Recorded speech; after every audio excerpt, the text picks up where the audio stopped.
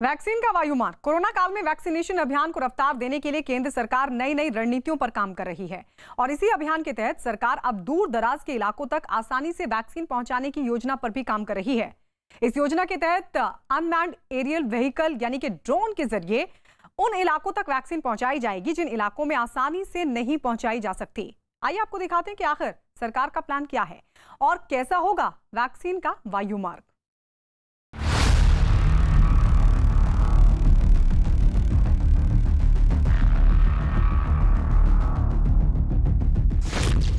Vaccination अभियान को नई धार।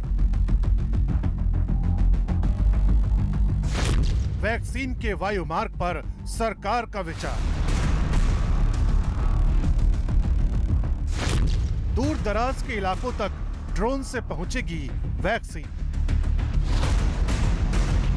कोरोना काल में सरकार यही चाहती है कि जल्द से जल्द घर घर तक वैक्सीन को पहुंचाया जाए, लेकिन भारत जैसे बड़े देश में ये काम चुनौतियों से भरा है। यही वजह है कि सरकार देश में चल रहे वैक्सीनेशन अभियान को धार देने के लिए नई रणनीतियों पर काम कर रही है। दावा किया जा रहा है कि अब सरकार दूर दराज के इलाकों तक वैक्सीन पहुंचाने के लिए ड्रोन का सहारा लेने जा रही है। यानी ऐसे इलाके जहां लोग आसानी से नहीं पहुंच सकते, वहां अब वैक्सीन को वायुमार्ग के जरिए भेजने की योजना तैयार हो रही है। वैक्सीन का वायुमार्ग, ये नाम भले ही आपको अजीब लगे, लेकिन सरकार एक ऐसी योजना पर काम कर रही है।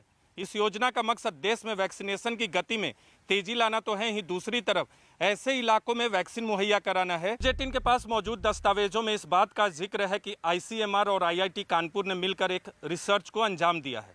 इस रिसर्च में पाया गया है कि देश के दुर्गम इलाकों में वैक्सीन ड्रोन के जरिए पहुंचाई जा सकती है और ICMR का ये रिसर्च पूरी तरह परीक्षण में सफल रहा है।